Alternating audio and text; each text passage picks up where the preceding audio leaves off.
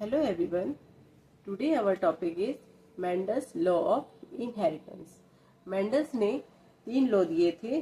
First, law of dominance. Second law of segregation. And third law of independent and assortment.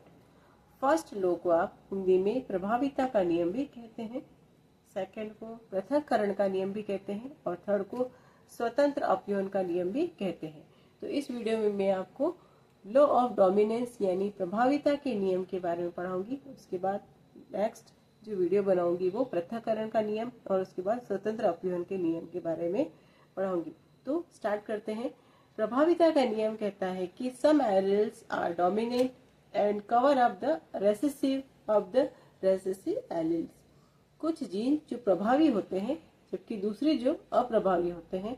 जब दो भिन्न प्रकार के जीन एक साथ होते हैं तो प्रभावी जीन है जीन की लक्षण की व्यक्त करता है, उसी को अपन प्रभाविता का नियम कहते हैं. आप इस चीज को अपने माइंड में इस तरह से बिठा सकते हैं कि अगर कोई दो पर्सन को ले लेते हैं कि एक तो होता है कमजोर और एक होता है थोड़ा हेल्दी.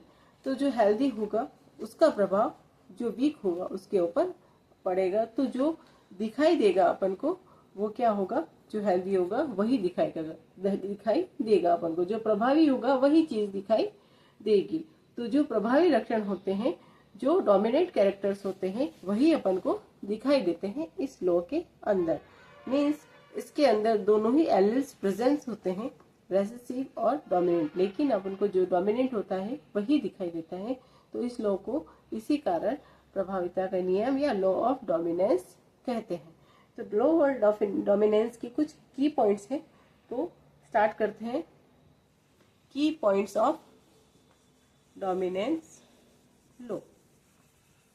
फर्स्ट जो की पॉइंट्स है, फर्स्ट इसके अंदर आता है कि dominant genes are indicate by the capital letter. Dominant जो जीन्स होते हैं उनको कैपिटल लेटर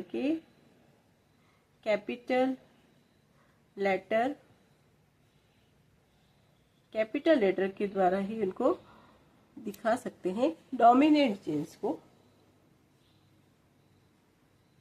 डोमिनेंट जो जीन्स होते हैं उनको अपन कैपिटल के द्वारा ही इसमें बताते हैं. सेकंड है जो रेसेसिव जीन्स होते हैं उनको स्मॉल लेटर के द्वारा बताते हैं. अपन को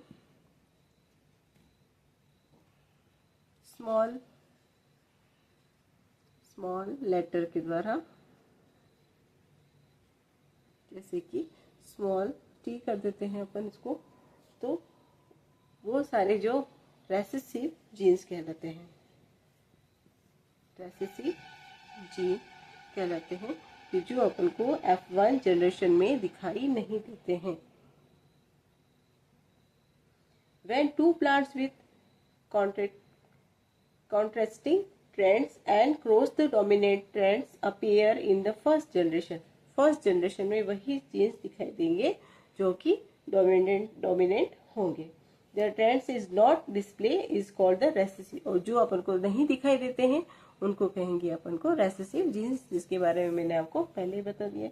अब अपन अगर इसका एग्जांपल लेते हैं तो मेंडल्स ने एक प्लांट लिया था, पी प्लांट, उसी के ऊपर ये सारी ही जो लॉ है उसने बताए थे. तो उसने पी प्लांट का 2 कैरेक्टर्स लिए थे. उसमें एक इसमें फर्स्ट कैरेक्टर लिया था जो भी डोमिनेंस लॉ के अंदर लिया था, टॉलरेंस का. उसने जो प्लांट लिया था टॉल प्लांट लिया था, एक लिया था उसने ड्वार्फ. तो दोनों ही प्लांट्स को उन्होंने क्रॉस करवाया था. अगर एग्जांपल लेते हैं अपन इसका पी प्लांट का एग्जांपल लेते हैं, उसके अंदर होमोजीनियस टॉल लिया था उन्होंने, एक टॉल प्लांट लिया था, एक लिया था होमोजीनियस ड्वार्फ.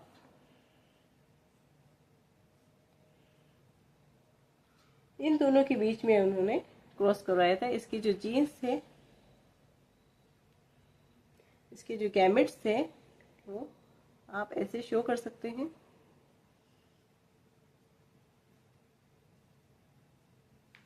ड्वार्फ के भी ये लिया था उन्होंने टॉल ये लिया था उन्होंने ड्वार्फ। इन दोनों के बीच में उन्होंने क्या करवाया था, क्रॉस करवाया था। क्रॉस करवाने पर जो आपको जनरेशन मिलेगी F1 जनरेशन, जो F1 जनरेशन मिलेगी वो सारे ही टॉल होंगे। टॉल इसलिए होंगे क्योंकि F1 जनरेशन में सारे ही टॉल प्लांट्स मिलेंगे। हाइब्रिड टॉल, इनको कहेंगे हाइब्रिड टॉल। हाइब्रिड टॉल इसलिए बोलेंगे क्योंकि इनके जो जीन्स हैं वो होमोजीनियस नहीं है, मीन्स एक कैपिटल T है और दूसरा स्मॉल t है। तो कुछ कैरेक्टर ड्वार्फ के भी हैं, कुछ कैरेक्टर इसमें टॉल के भी हैं, इसलिए इसको हाइब्रिड टॉल बोला जाता है। हाइब्रिड टॉल कहेंगे इसको, हाइब्रिड टॉल मिलेंगे। तो यही चीज लॉ ऑफ डोमिनेंस में होती है। तो लॉ ऑफ डोमिनेंस में सारे ही जो कैरेक्टर्स होंगे वो टॉल के होंगे, और जो ये कैरेक्टर है टी है वो ड्वार्फ के कैरेक्टर को छिपा देता है और खुद को ही इसके अंदर प्रदर्शित करता है। इसीलिए इसको लॉ ऑफ डोमिनेंस कहते हैं कि एक जो कैरेक्टर होता है वो छिप जाता है, दूसरा कैरेक्टर जो होता है वो प्रभावी हो जाता है। अब इसको ही अब F2 जनरेशन के अगर देखें हैं, इसी को F2 जनरेशन में क्या होता है कि इसके जो गैमेट्स हैं, जैसे इसके गैमेट्स ले लिए मैंने, इसके गैमेट्स ले लेती हूँ, इनके बीच में अगर क्रॉस कराया जाता है तो आपका जो चेकर बोर्ड बनेगा वो इस तरह से बनेगा कुछ।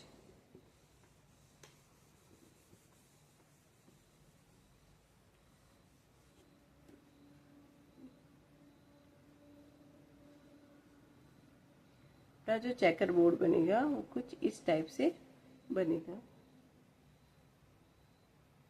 मेल गैमेट्स और जैसे फीमेल गैमेट्स लेते हैं अपन,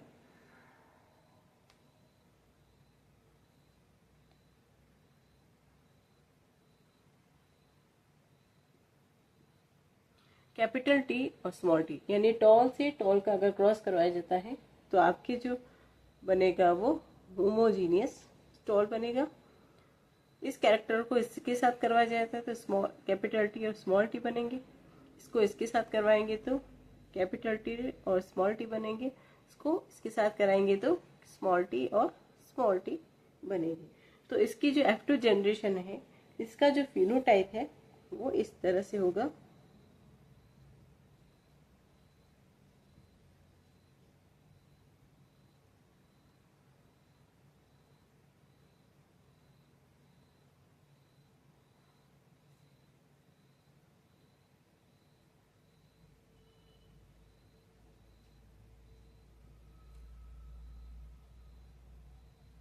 फिनोटाइपिक रेशो जो होगा वो आपका बनेगा 3:1, मीन्स 3 जो होंगे उसके टॉल होंगे। जैसे ये और ये ले लेंगे, 3 प्लांट जो मिलेंगे वो टॉल के मिलेंगे और एक प्लांट आपको मिलेगा ड्वार्फ का।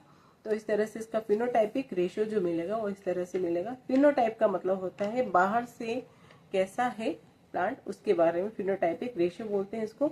इसका रेशो बनेगा 3:1। अगर इसका जीनोटाइपिक रेशो देखा जाए तो जीनोटाइपिक रेशो की अगर बात करते हैं तो इसका जीनोटाइपिक रेशो बनेगा 1:2:1। Pure tall, hybrid tall and pure dwarf. तो pure tall, hybrid tall and pure dwarf, इस तरह से रेशो बनते हैं। तो ये मेंडल्स लॉ का जो मेंडल्स है उसका फर्स्ट लॉ है, लॉ ऑफ डोमिनेंस, जिसके फिनोटाइप और जीनोटाइपिक रेशो इस टाइप से हैं। तो आई होप ये वीडियो आपको अच्छा लगा होगा, देखें, पढ़ें और समझें। Thank you.